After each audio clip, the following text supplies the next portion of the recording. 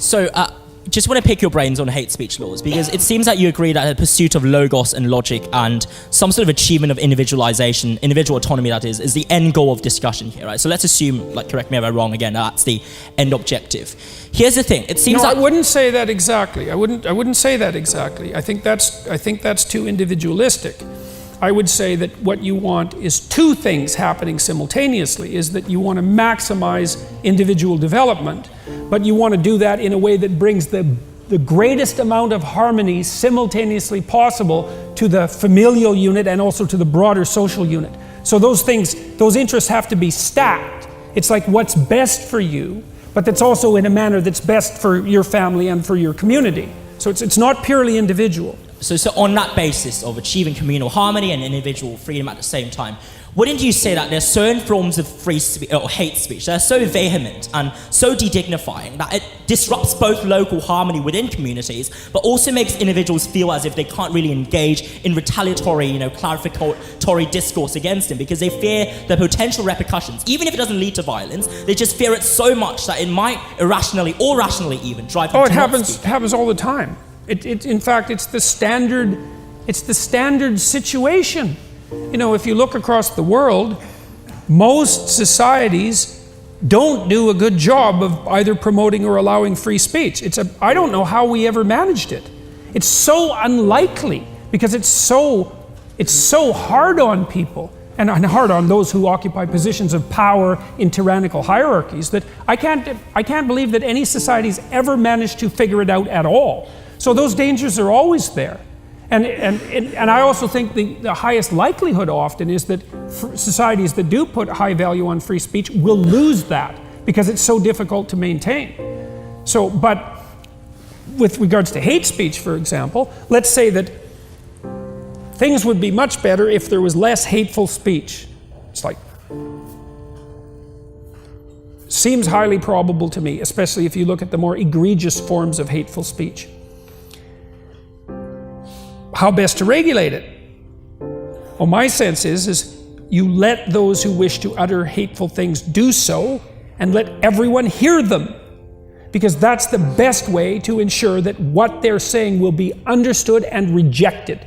Now, in order to posit that, you have to assume that the population composed of sovereign individuals is wiser than it is foolish. And, that's a type, that's a hope. You might think about it as an axiom of faith, but I do believe it to be the case. I think that if you put the evidence in front of people, by and large, they will do the right thing. I think that the problem with regulating hate speech, it's very simple. Who defines hate? And the answer to that is, over any reasonable period of time, exactly the people you would least want to have define hate. And so the consequences of the regulation become incalculably worse as a problem than the problem that they were designed to deal with. To think otherwise is to think in a sort of utopian manner. It's like, well, we have a problem, hate speech. Well, we can come up with a solution and there will be no problems with that solution. It's like, no, that isn't how the world works. When I'm negotiating with my clinical clients, one of the things I always tell them is, often, because they're in difficult circumstances, and often not for psychological reasons, it's like, no, you don't understand. You're screwed both ways. You don't have an option here where you're not going to suffer. That's what it means to be in a bad situation. You're going to pay a price both ways. You can pick your price. Okay, so we're going to have hate speech, or we're going to have the consequences of the arbitrary regulation of hate speech.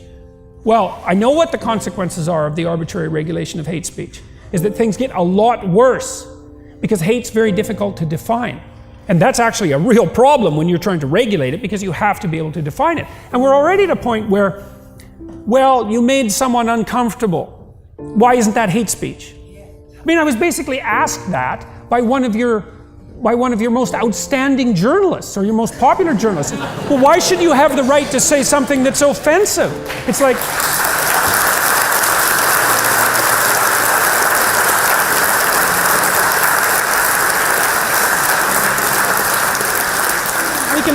we can think that through. Let's think that through for a minute. So, I mean, my riposte to her, essentially, although this wasn't directly, it was, that's not a very smart question for a journalist to be asking, right?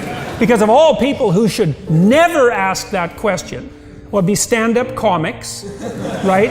And journalists. Because that's all they ever do. That's what it means to be a journalist, is to ask a question that's going to be offensive to someone. Who the hell wants to hear about what you've discovered unless it's about something contentious and important?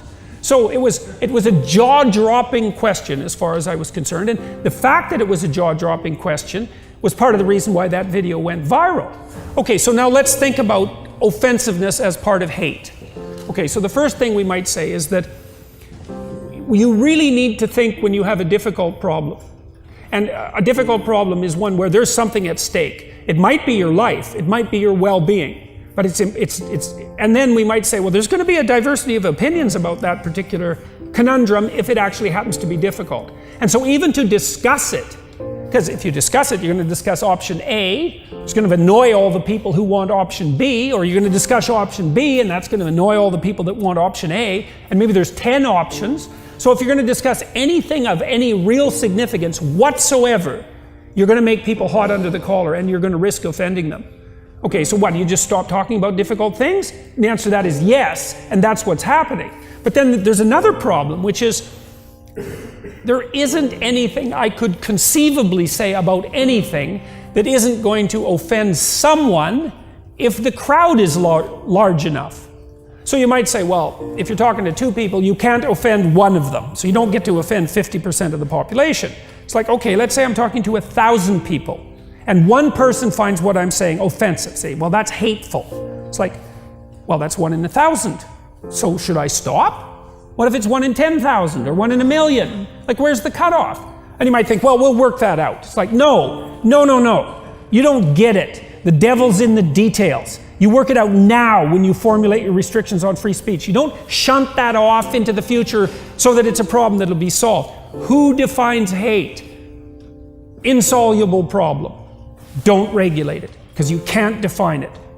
That's how it looks to me. So you have the free marketplace of ideas, so to speak, where the collective can render a judgment on the acceptability of an idea on an ongoing basis. And that isn't a great solution, because we don't have great solutions. We have partial, fragmentary solutions that make us somewhat less abjectly miserable than we might be. That's what we have.